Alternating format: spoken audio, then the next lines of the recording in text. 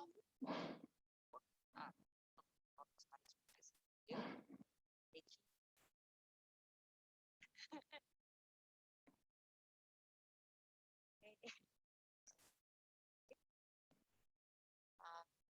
right, so there are all these questions for your profile. You can answer if you want to or not.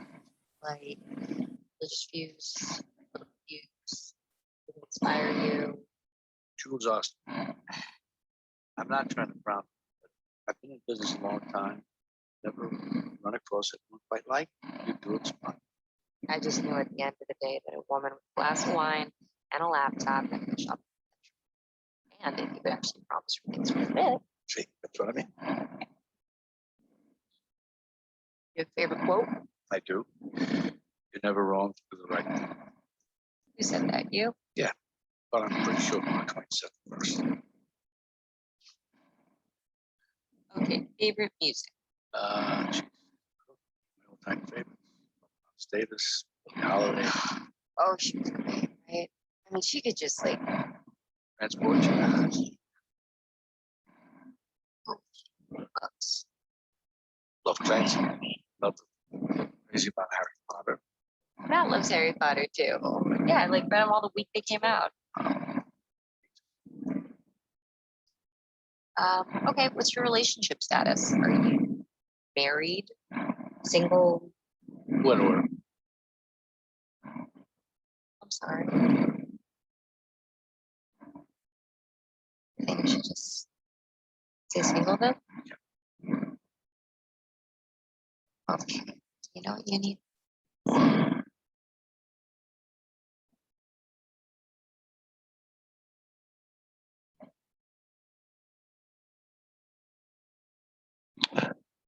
So it is 4 o'clock on the dot. Welcome to Econ 100 Introductory Economics. I think I'll not wait. I'm quite encouraged that 3 minutes, 2 minutes to the lesson, I had more than 10 people. So I guess this gives me the go ahead to start the lecture on the dot. I'll be sharing my screen now with the icon, the slide presentation. And I shall take the liberty of taking the next few minutes, just giving you an overview of what the course, the lesson is all about. But perhaps before I begin, I wish to thank the 2 class reps, Calvin and Utugi. Although we are beginning late, but I just want to give them a shout out in terms of how they have managed to actually come up with the agreed times for this lessons. Sometimes it's not easy because this is a course that is taught all over the university. So sometimes getting some times where we can all be in agreement in terms of time to teach, sometimes it's a bit tricky. So I wish to thank them for that. So my name's Royugi Nyanjong. I'm a member of economics department. This is the first course I taught when I was employed here. So it's a course which I normally do have fond memories. If we were to continue, please don't be of a habit of unmuting your phones. When you unmute, we hear all the background noise. Some of you are cooking, some of you are doing things that are both legal and illegal. You can be sure that you will not want to be held in court as a witness to those activities that might be happening on the background. So please be kind and always mute, because sometimes as much as I have the authority to mute on my side, sometimes when you are on mute now, it negates whatever we want to do, and it makes the lessons that bit more challenging. So the course is Introductory Economics. You'll always hear it being referred to as Econ 100 in the university. 8 topics to be done in this course. And you can see on the screens, we have those topics. Of course, the first one will be an introductory topic. So that one I cannot say it is part of the branches of economics. But the next 4 will comprise the branch of economics that we refer to as microeconomics. And then the following 3 will actually encompass the branch that we refer to as macroeconomics. I believe we shall be actually defining those 2 terms very presently. So expect for us to have those 8 topics, 1 non-micro macro, but the next 4 micro, and the following 3 macro. I gave a link via the class reps WhatsApp group. What happened this year is that I took the liberty of not giving my number to the class wall, because you people, you say things there that sometimes us old geezers, we would wish not to see or unsee. So I just took the liberty of not being included into the class WhatsApp group.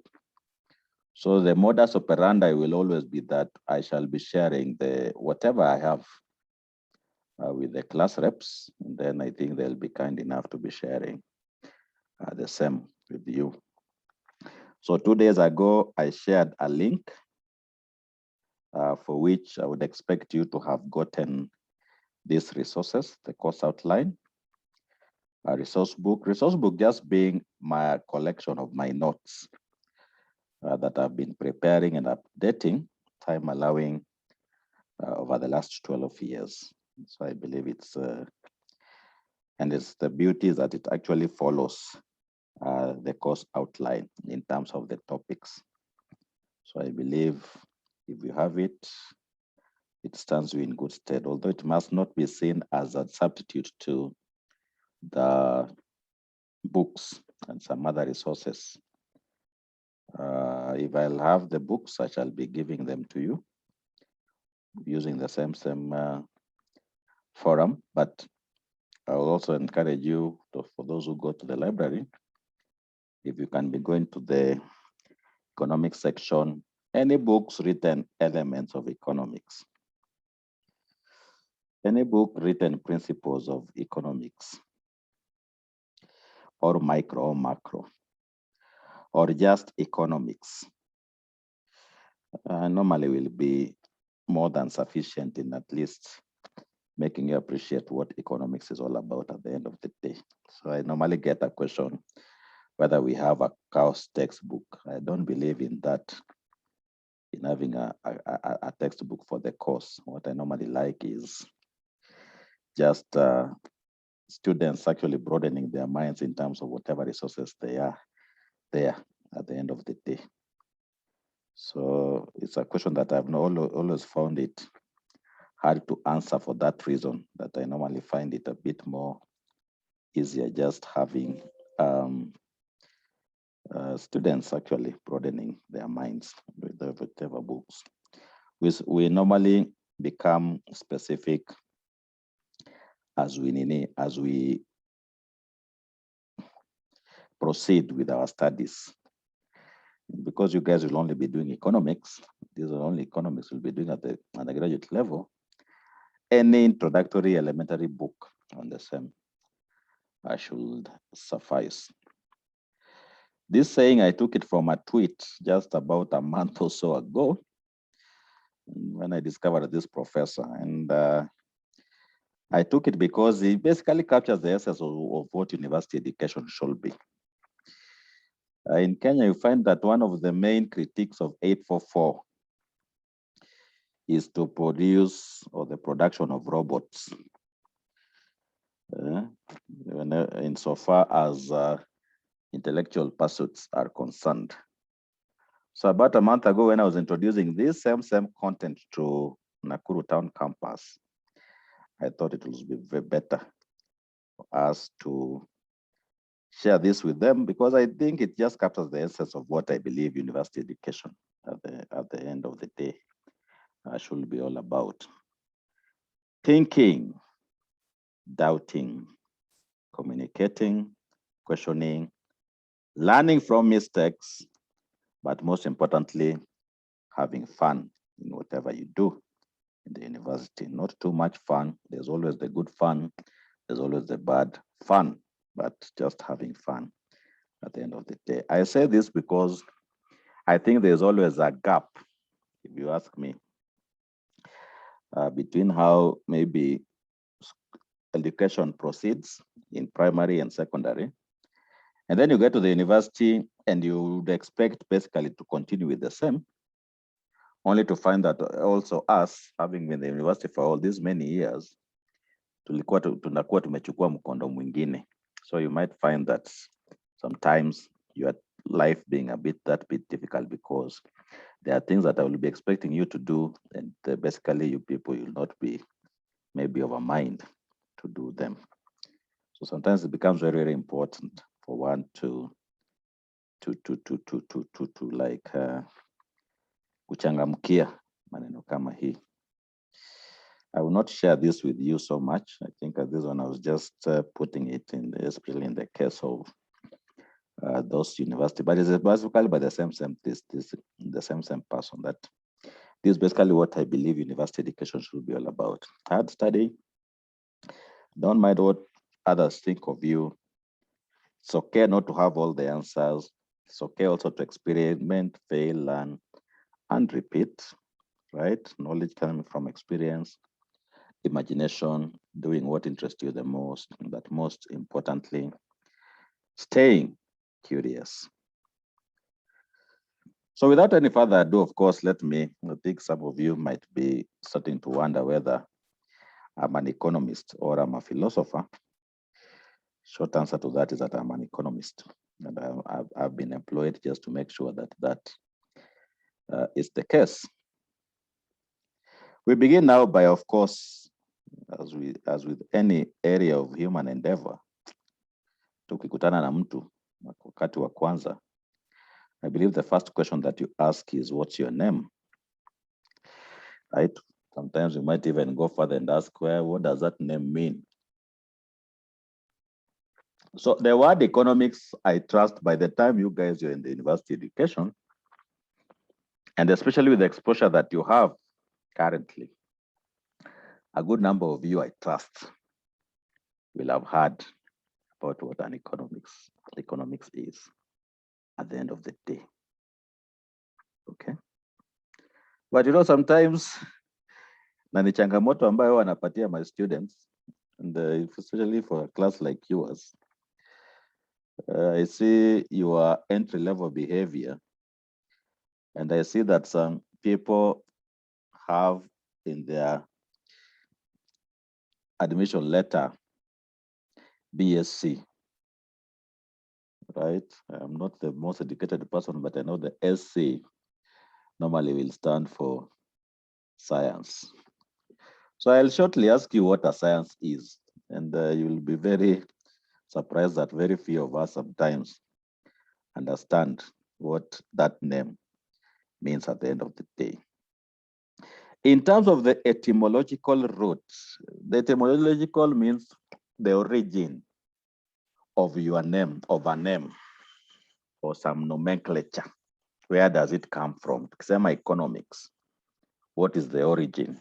You know, sometimes even in our language, we talk and we mouth some words, and then you go to another tribe or another country, and you find that actually the same name being used for the same thing. And sometimes the curious amongst us might wonder, what is the root of this name? So it's also the case of economics.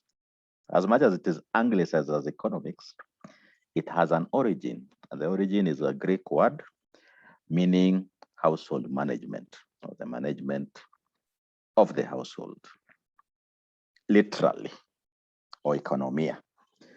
That's what it means. Why Greek? 300 years ago, if you were to be born 300 years ago, 400 years ago, during the Renaissance period, and you know the Renaissance period is a period whereby actually there was what we call new knowledge, new learning, a lot of things being discovered, right? If we were to go to the university, and there was a Nyanjong there, the language of instruction will have either been Greek or Latin. Latin is a dead language nowadays, but Greek is still a live language. It's dead in the sense that nobody talks it. Nobody really can call himself as a original Latina. I think it's only spoken maybe more constantly in the Vatican, for those of us who are Catholics. Like there are no native speakers of the same. That's why it's called a dead language. But 200, 300, 400 years ago, this was the main language of instruction in most European universities, especially. And that's why you'll find most jargons for those who are doing biomedical sciences, for those who are doing biology. You'll know that sometimes you are required to name some species, some genes, some what? Yeah, some species. And most of those, I believe, are still named using Latin language. That is the origin, because it was the language of instruction. By way of definition, economics is a very atypically hard discipline to fully define. Some actually argue that there are almost as many definitions as there are economists in the world. Why? You'll always want to be concise in your definition, but conciseness comes at a cost. Because of the brevity, you normally will be forced to actually leave some things in the definition. So it is a case that somebody will come to you and actually ask, why have you left this? Or why have you left that? So to cover myself, I normally give not one, not two, but actually three definitions, emphasizing on different aspects of what economics is. But having said that, I like using what normally is agreed to be the most concise definition of what economics is. It was given about 90 years ago, almost, by a guy by the name Lionel Robbins. And how did Lionel Robbins define economics? First of all, a science. A science that studies human behavior. So the species of interest are not animals, but human. As a relationship between ends and scarce means, which have alternative uses. We should not only need that, but that. And for those who are writing, you might want to underline those, because those are basically issues that we shall be harping on from time to time to time. Normally, I will ask students to tell me what is a science at this stage. And because I'm confident that most of your admission letter is actually written as science, I believe all of you, if I may, But you will be surprised even saa hizi kama ufikiria kwa hii science ambayo nimekuwa nikifanya tangu I don't know class 2, class 1, nursery. For some of you who went to the group of schools, what is a science? And I normally ask this question and I see people having issues defining what a science is.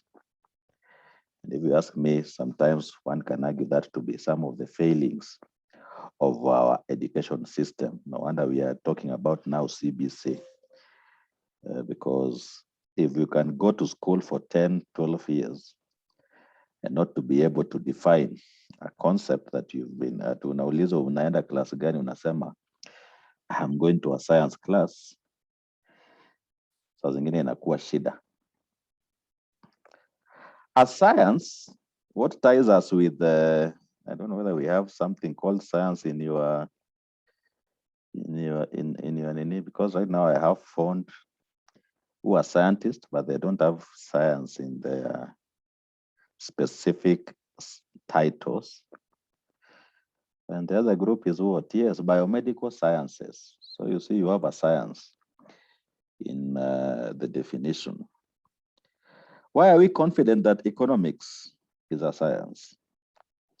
A science is any discipline that actually develops its theory through this process. And the process is called empiricism. So this is actually what ties us with you guys, whether you are a fund guy, whether you are a biomedical science guy. And actually I teach even computer scientists, I teach agriculturalists, I teach natural resource scientists. And actually, I think the people, the main consumers of this course are scientists. So what ties us with you guys is this process of empiricism. And what does empiricism mean? It simply means, Valerie Chisaka, please don't stop writing. It's the beauty of this Zoom. It will always tell me who get the guilty party is.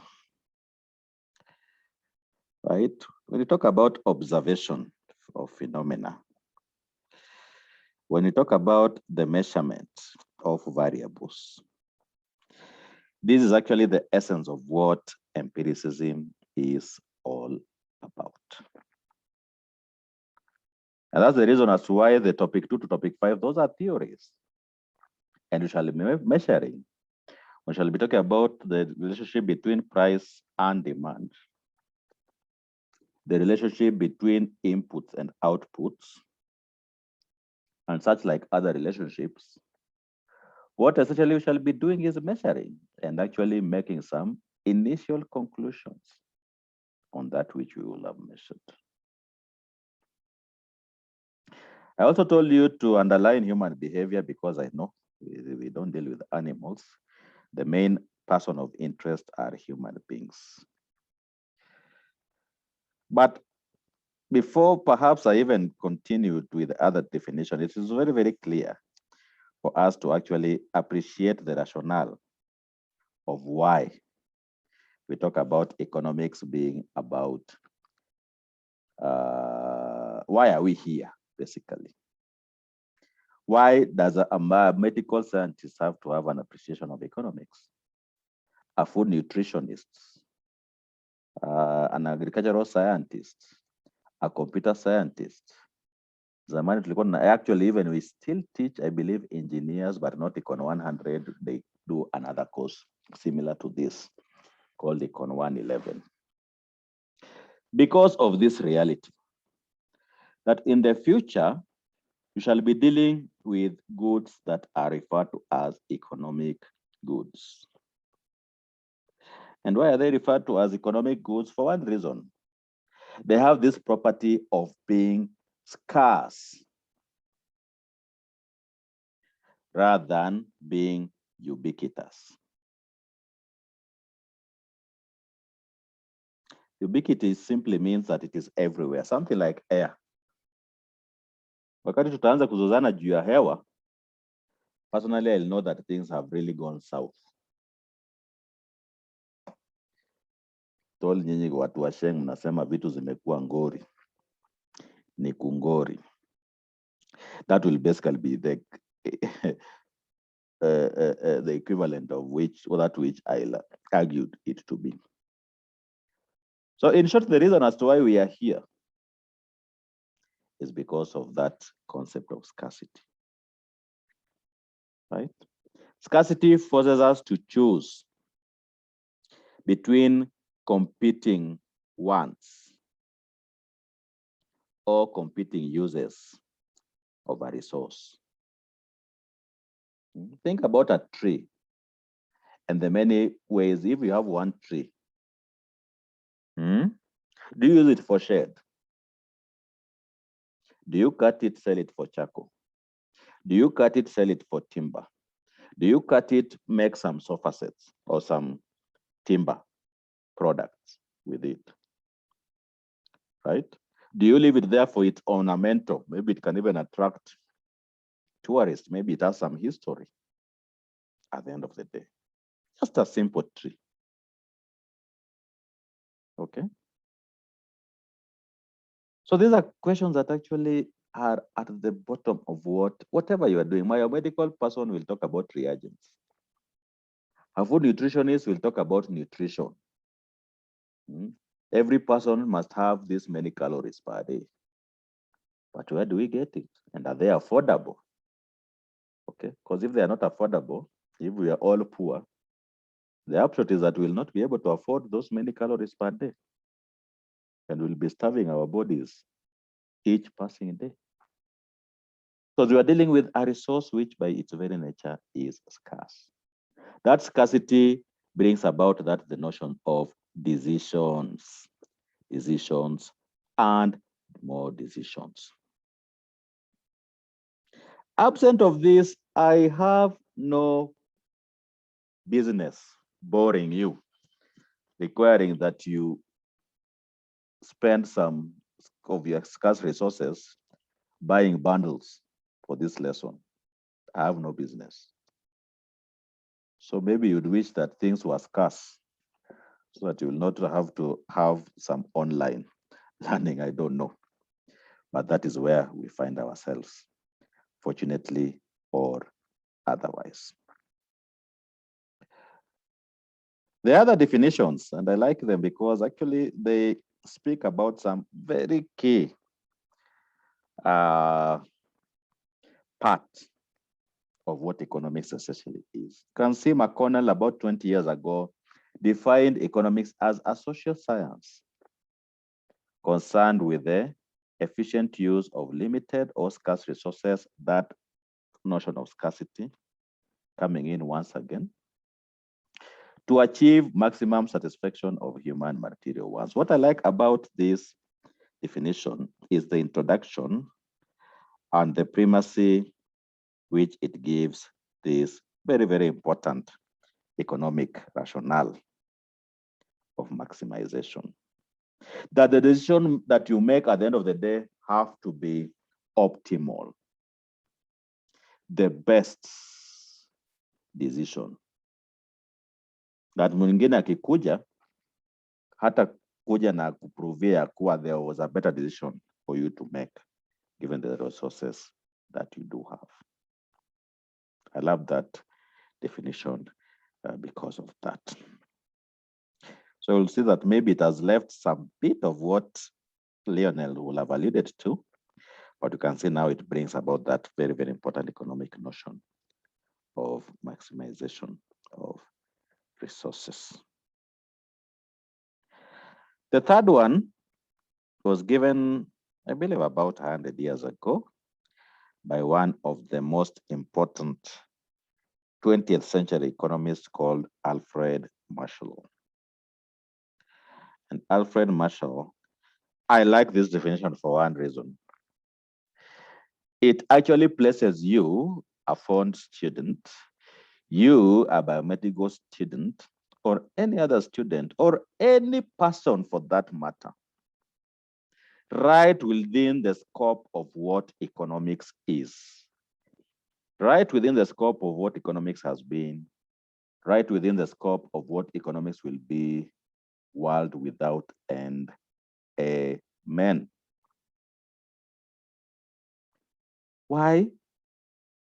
Just check that first sentence. Study of mankind in the ordinary business of life. What you took for breakfast, what you took for lunch, how many steps have you walked today, right? Whom have you interacted with? What are you wearing? What hairstyles have you put, right? What kind of shoes are you wearing, right? Who will you marry? Or who is your girlfriend? Or who is your boyfriend? Or who is your naambiwa pia ma relationship ni tofauti tofauti, right? There is an economic imperative, whether you like it or not, in all those choices, even whether to study for university. Some of you might have been called for phone and then you're like, no, I wish I was a lawyer. I've always wanted to be a lawyer. That is a dream deferred or a dream dead, right? Okay. So what cost are you having in terms of you coming for phone, biomedical sciences and all that? So it's a very, very apt decision because it rightly places all of us, whether we like it or not, as long as you're alive, as long as you have ever lived, as long as you have ever spent some money, whether it be your money or somebody else's money, you are an economic being. You're not only an human being, but you are an economic being. So I like this definition from that standpoint. If somebody were to hold a gun to my head and ask me why I've given you, especially the last one, I'll basically be very, very happy to say, you can kill me, but not before I tell you what the reason as to why I have done that. We talked about the economics being the study of human behavior. So humans, we can divide them into these three. And we can call them economic agents. We can call them economic actors. We can also call them homo economici, if there are more than one. At a higher level, of course, we can include other actors like the government. We can also include other players like the international sector, export and imports. Right? But because this is at an elementary level, we can maybe choose comfortably, in a sense, to ignore those two and to say the homo economicus or economici, because in Italian, when you are saying plural, this becomes double I. They can either be an individual, can either be households, they can either be farms. And you will actually not be very wrong to think about this as the key decision makers within a given economy. Let's discuss this concept of homo economicus in detail. And who is this homo economicus in English? Because homo economicus is actually, is it Latin or Italiano? Maybe Latin, I think. This person literally is referred to as the rational man. Because of gender, I can even wrap that and actually be very confident in actually just using a gender neutral term as the rational person. Who is the rational person? The rational person is that person who, in all his or her decisions,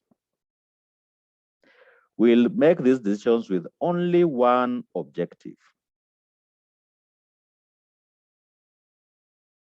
That objective will be maximization of his objective, right? So that a consumer will say, my objective, me being a rational consumer, is to maximize utility.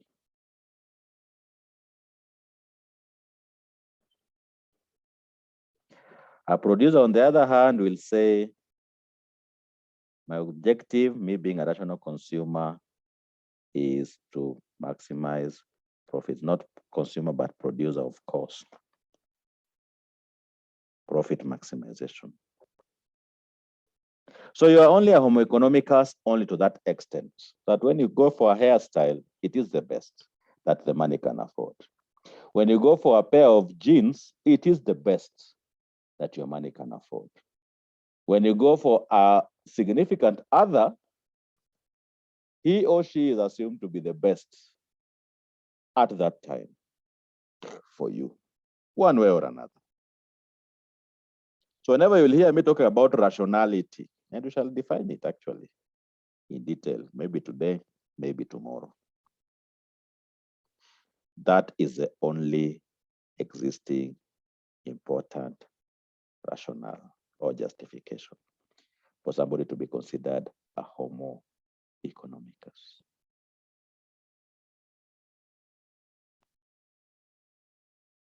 How do we divide economics? Into two branches. For those who have economics friends, in semester one, you'll always hear them talking about, I'm going to this micro class.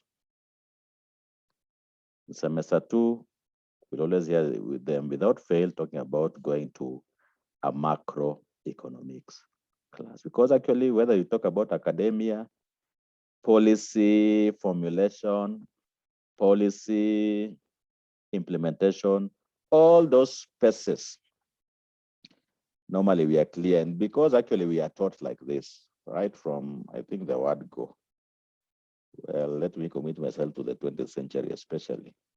This is how economics has been taught in most universities. Two main branches, micro and macro. So let's define the two branches.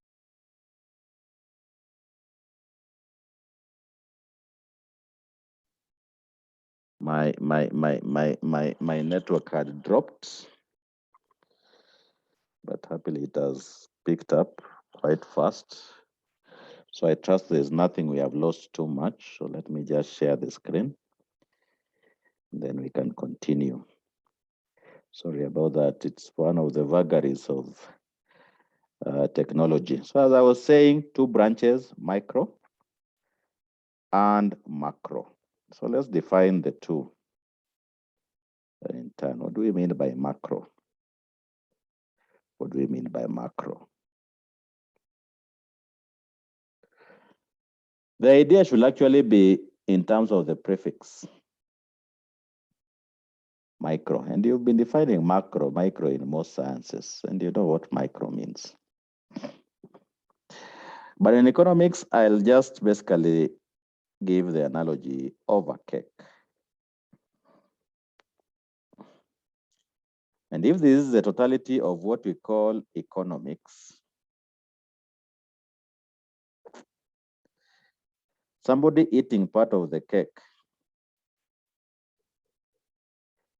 will be assumed to be actually dealing under what we call the micro. Micro is just the part of the whole.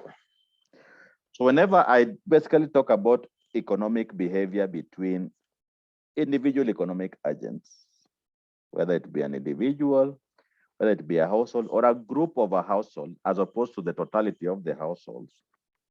Whether I talk about even farms, a group of farms, just one industry, as opposed to the whole, that is normally called micro level analysis. And this being part of what we call the microeconomics.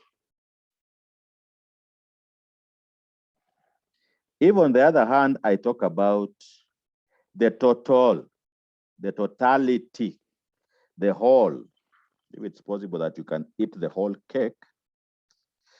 If I take the bird's eye view of things, and I say that I'm looking at the whole economics, what these people like the Central Bank of Kenya, they do, what these people call even KRA, they do, what we call even the multinational, corporations, the Coca-Colas of this world, maybe even Safaricom, one can argue, in their decisions, in their policy formulations, they have to consider the whole economy rather than targeting just a part of it. Right?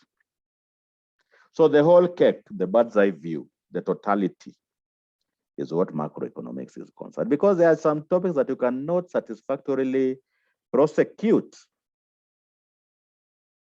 in economics unless the totality is considered and appreciated. If we talk about unemployment, when if you go to these high-level countries, the highly developed countries, there will always be some unemployment. Okay. When you talk about inflation, tunalia kuwa hakuna pesa, and yet we find some people buying choppers for next year's election. We find people buying 20, 30, 40 million cars. Find somebody going to shop in Europe and buying 2 suits at 2 million. So nani ana pesa? Ni wewe hauna pesa. Siseme pesa hakuna. Wewe ndio hujabarikiwa ama hujapata mwanya ya kutengeneza pesa. Right? And that's the reality, unfortunately. So when you talk about even monetary fiscal policy, monetary policy rarely targets a section of the economy. Mostly it targets a whole. Whenever you hear Dr. Njoroge in central bank saying, maybe for the next month, the lending rate will either go up or down, normally he'll be talking to the whole economy rather than just a section of it. Petrol prices have gone up or down, and you can see the hue and the cry that has been there since last month. These are macro level decisions because they affect all of us in a country called Kenya. So the aggregate, it deals with the aggregate. You can imagine that this cake has many sections. If I was to divide it in these many sections, and if we are to sum all these sections, this one will be the equivalent of those small micros making up the whole, the aggregate or macro level analysis at the end of the day. It's very, very important for us to make that key distinction in economics. Anybody who appreciates economics must appreciate it from that point of view. Let me just go to the charts. I can see watu watatu na hizi tu ni jina tu zimewekwa. I don't know who asked for these names to be put there. I don't know, not me. But it's not a bad thing anyway at the end of the day. Okay, but if you have any question, I understand that there are some people who are a bit shy to talk. You can always just type something there. I'll normally take some occasion to answer the questions. How has economics developed from what? When it became or was formulated as a discipline to right now? This does not mean that economics never existed before. But one can argue that as a modern discipline,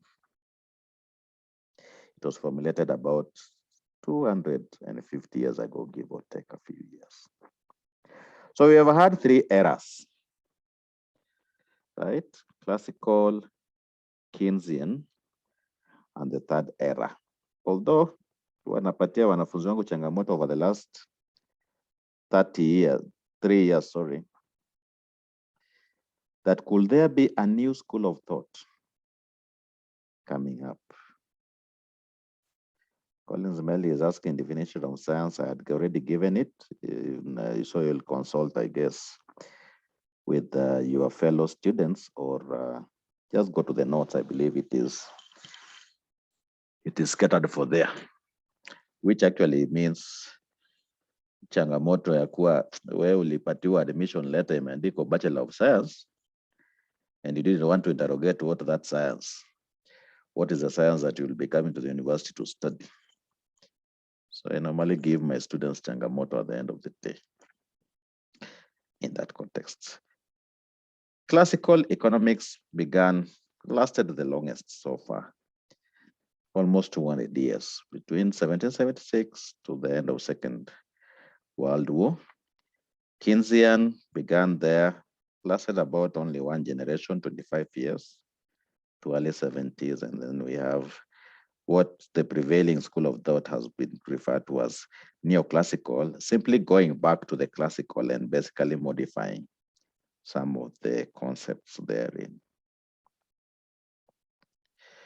So let's begin with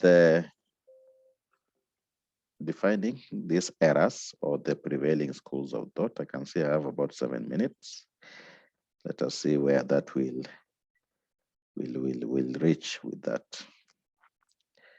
So classical began with a book that was written, and if you go to the library, whether it be FAS or the main library or even these other sub-libraries, as long as there are some economic sections, you'll always see a book which has been abbreviated as the Wealth of Nations.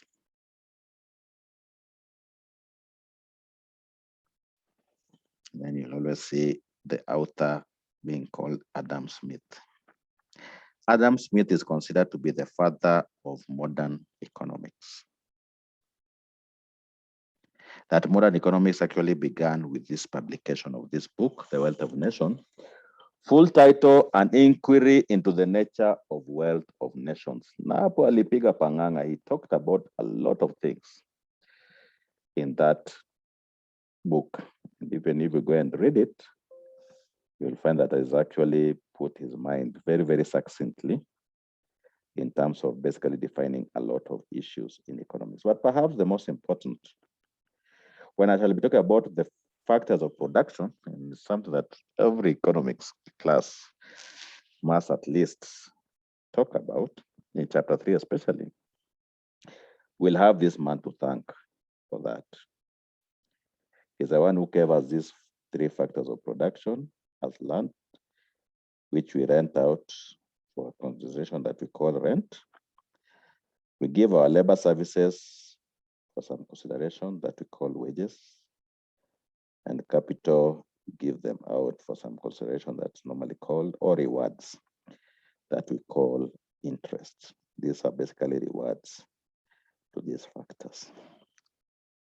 So he is the one actually who gave us that, and we thank him very, very much for that. I know there are some people who talk about a 4th factor. I know there are people who did business and maybe they are foaming at their mouth, asking why Mr. Nyajong is not giving them that. I'll tell you there is this reason why we do this at some point. But for our purposes, just by way of emphasis, those are only the 3 factors of production that we shall be talking about, and not any one more. Smith also gave us the permission to be selfish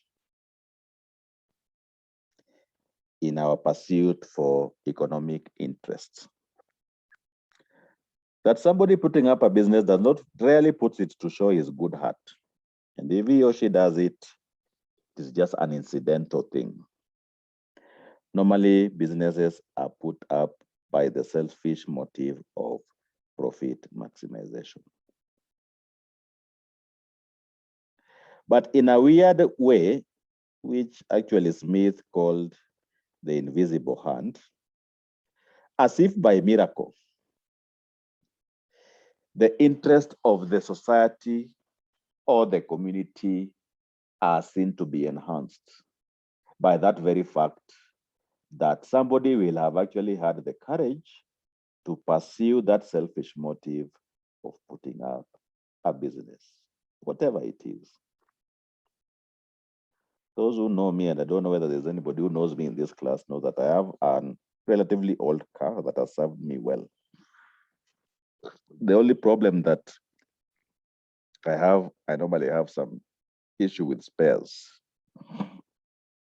So that sometimes if I'm in Nakuru and I need something, like right now, I think it needs something to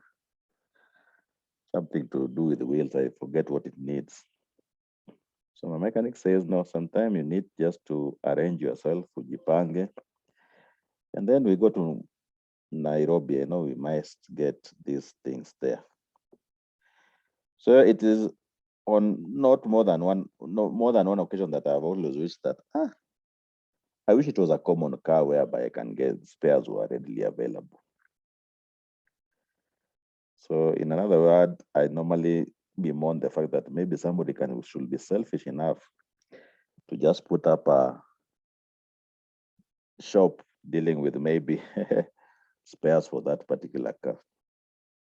But it's a rare car, so it's not, I can understand the need for sometimes for us to even go to Nairobi for the spares. So if somebody were to do that, I will be thankful, and maybe I'll say God has heard my prayers. But I'll not for a minute ever think that he did it just to help me. The overriding premise will be that he did it for one reason and one reason alone: the enhancement of the society, but through a pursuit of what actually is, by its very nature, a selfish motive. So I wish to maybe stop by actually just giving you maybe this other notable classical economists. There were many. There were not only these 2 or 3 or 4 or 6, but these are normally seen to be the most prominent. There was an Anglican priest by the name of Thomas Malthus. It's very, very funny that in the 20th century is when actually education veered from formal religion to where everybody could have easy access to religion. But from the Renaissance period to the 19th century, the most well-read people actually happen to be people who are in the religious order. If you can remember somebody who you read in biology called Handel, the person who gave us genes and all that, this was also, I think, some priest of some religious persuasion. And Thomas Malthus came up with this theory of population and food production, who basically says that whenever people are full, we actually become a bit arrogant and start having some bad manners, as a result of which the population will inevitably increase until the environment is not able to support the food production, is not able to keep pace with the population, right? That's how famine comes in.